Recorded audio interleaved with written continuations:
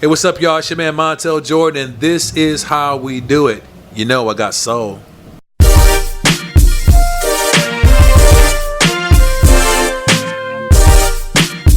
All right, you know I got soul.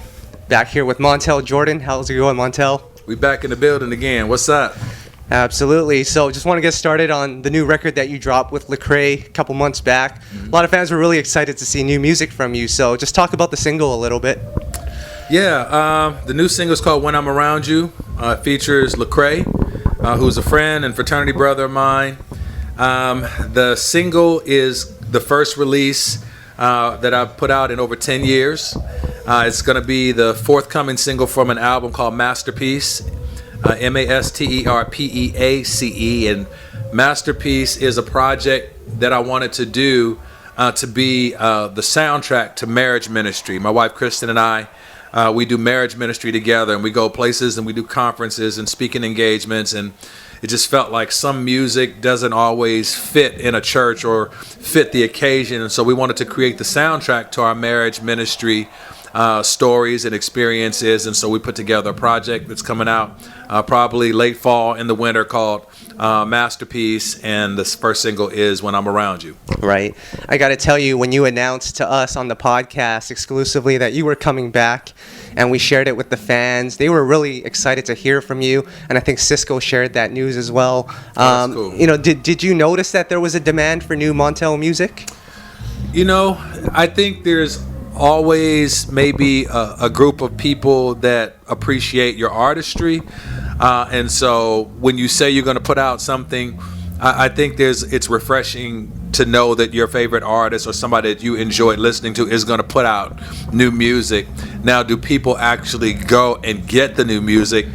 That's a whole, different story. I think a lot of people are into songs now as opposed to into artistry, and so because it's a different day and people aren't just running out to buy CDs and buy albums now, it's getting a person to actually put it on a playlist or actually download the song. That's the goal. It's got to be more than just knowing Montell's got a new song out, and that's cool. There's got to be some action steps, and so that's what we're doing right now. We're trying to get the action steps to get people engaged and not just knowing that the music is out there, but actually posting about it and listening to it and putting it on their playlist and keeping it on repeat and sharing it with people, so that that Montell fans from back in the day and new Montell Jordan fans have an opportunity to hear what was not only good in the 90s, but what's really good right now. Right. Was there any hesitation for you to come back? I know a lot of R&B acts like Joe announced that he's not making albums anymore. Tyrese retired. A lot of your peers that you came up with, they're all done. They just feel like no one cares anymore. So was there any hesitation when you came back out with your new record? I think the hesitation is that the model changed.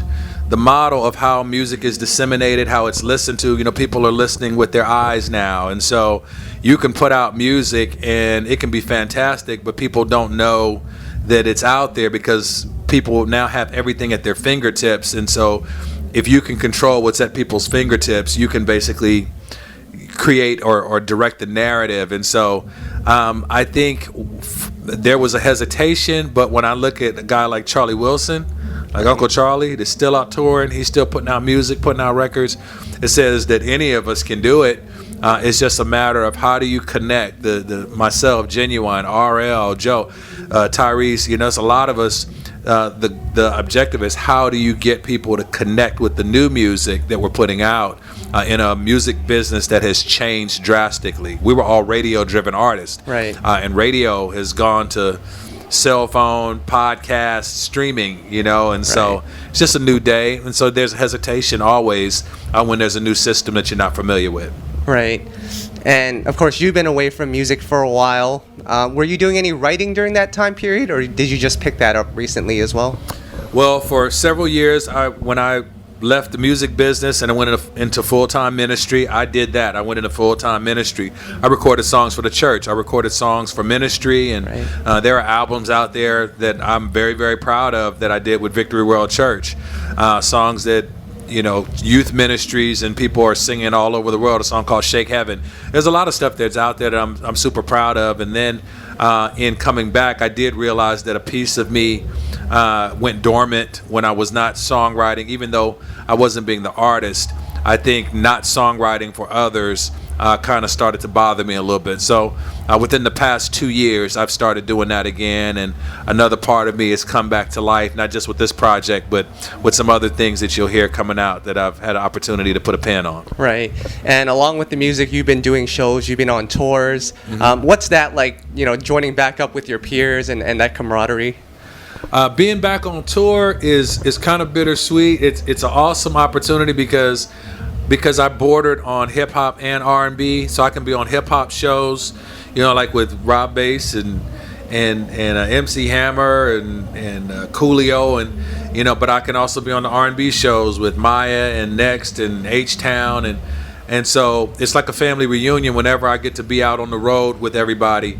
But then a family reunion when I'm away from my own family, a lot of times that's the bittersweet part of it. It's not as glamorous as people would think that it is, but it is productive, and it's a cool way to connect with people. What better way can I connect with 5,000, 10,000, 20,000 people at one time than being in front of them, because the 90s brings us back together. Right. Now, Montell, just want to touch up on your history a little bit and quickly go through your discography. Just give me what your mind frame or your mindset was like during each album. So let's start out with the debut. That's where This Is How We Do It is on. What was your mindset at that time? This Is How We Do It album, I didn't know what the hell I was doing. I just knew, I knew that I had a voice. I felt like coming out of South Central LA, if I could combine rapping and singing, I could carve out my own space in the world, that I wouldn't sound like R. Kelly or sound like Guy or sound like somebody else, that if I could spit hip-hop lyrics and sing them, that was my mindset on the This Is How We Do It album, was basically to create something that no other R&B artist had done before. Right. And then on the second album, a lot of readers have been asking me, because you were actually probably one of the last to really collaborate with Devante Swing from Jodeci before he disappeared and left the industry for the most part. What was it like working with him on the second album?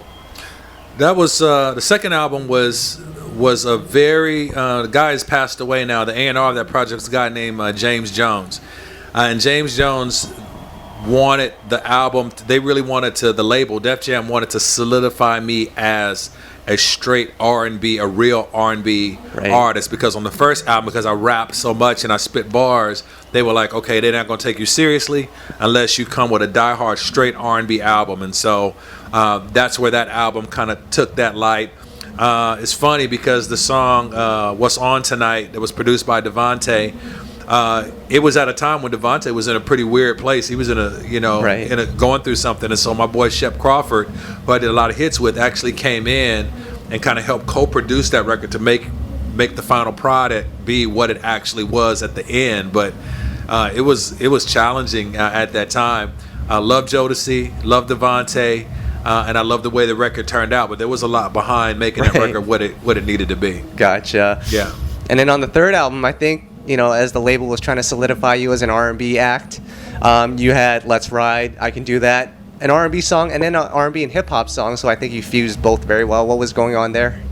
Let's Ride was the beginnings of a cry for help. Let's Ride was, I was spiraling out of control with the whole You're One Hit Wonder thing, and so we had number one record with This Is How We Do It, and then for the on this album, on the Let's Ride album, Let's Ride went to number one again, and that's when I started to learn more about myself, and that what was satisfying me was what people thought about me, and I wasn't sure who I was, and so I was falling deeper into the strip club scene. I was falling kind of into those dark places and singing about it on the records, and it made it authentic, but it made for a tragic life for a guy who was married behind the scenes, and the world didn't necessarily know that. I was not living a good life as a kid who grew up in church, or as a good husband or a good father. Right. Yeah. And then you have the Get It On Tonight album. I remember you performing at the All-Star Weekend for the NBA halftime show. Yeah. So I knew you were a big deal then, but what was going on in your life then?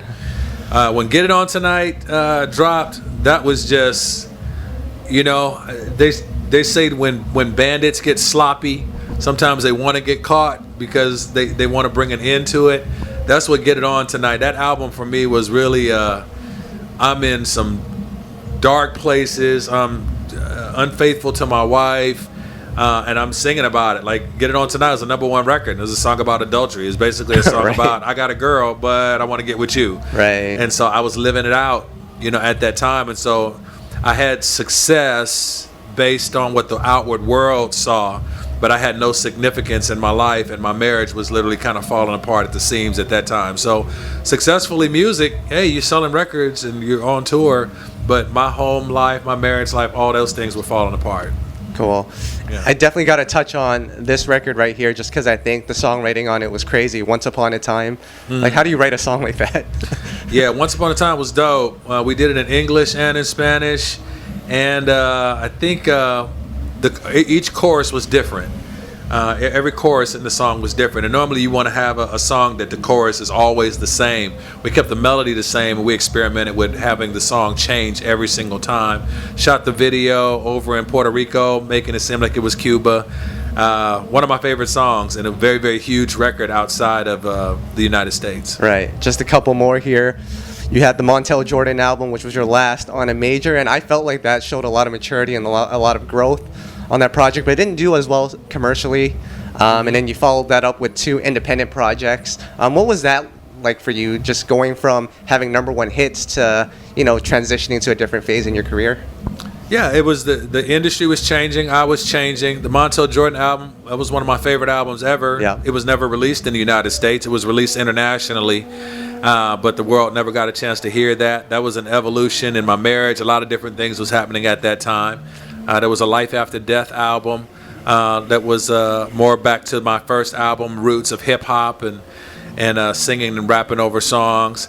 And then I think there was an album called Let It Rain that basically I was basically robbed by a record label that took the song and put it up on the internet and just took my masters and took everything. And so if you want to look that up, you can look that up and see the company that did it. But to this day, I've never tried to fight that. It's just so at that point I got a really, really bad taste in my mouth for the music business because it had gone from tangible product to digital marketplace, and you could basically do anything at that time. So those were starting to lead me down a pathway of, okay, the business is changing. I have to determine who I am. Right.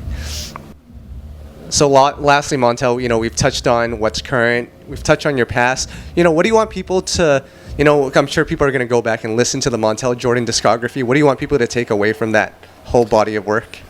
I think the Montell Jordan music, those albums there's some good stuff there, man. The album cuts, I still go back from time to time and I listen, and I'm able to take a journey through that music and know where I was in my life at that time. But if anything that you get from that, I would hope on the other side of listening to those records that you would be able to walk away knowing what I walked away from the business knowing, and that's that music doesn't define me. I define music. And that's what I had to learn. I had to learn that without a microphone, without a stage, without a platform, without fans, I'm still a son of God. I'm still a husband. I'm still a father. I'm still a friend. I'm still a giver. All these things are who I am if I never pick up a microphone and sing again. And so music doesn't define me. I get to define music. And so that's why I can put out new music now, because it doesn't define me if people purchase it or not.